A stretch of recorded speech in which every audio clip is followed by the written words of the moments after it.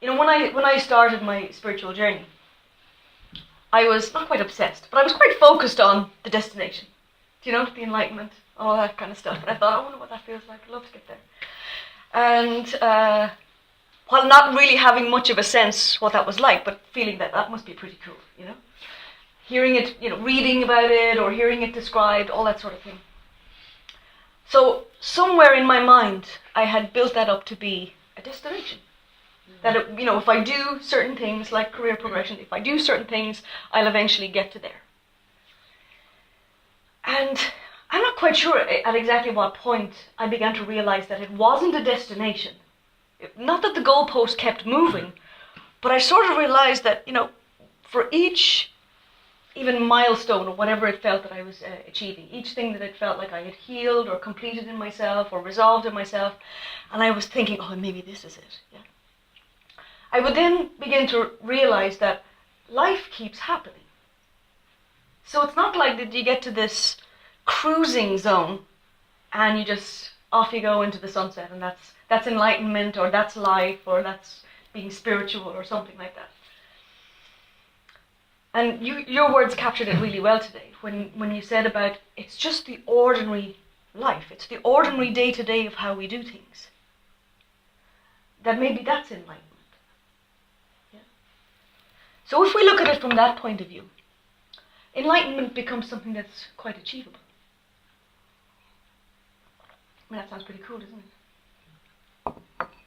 It becomes something that's actually a practice of how to live, a practice of how to be in our every interaction, in just how we are in ourselves. And that all adds up to a state of how we feel or how we are in things. So that no matter what happens in life, even if it's something that's, let's say, stressful or out of the ordinary or maybe even painful, that we have a different way of handling that.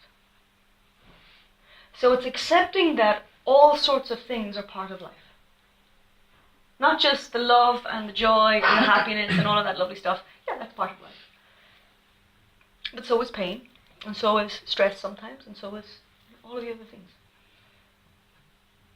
So when I began to look at, spiritual journey in terms of what was I doing every day, not this destination that kept moving from me, my whole experience of myself began to change a little bit. It started, I didn't feel it immediately, but over time it started to feel just a little bit more empowered. I started to feel a little bit more like, actually, I'm kind of the one that's in charge of how I am or how my life goes. What I achieve in that or what I get from that, how I handle it. And so life began to feel quite different.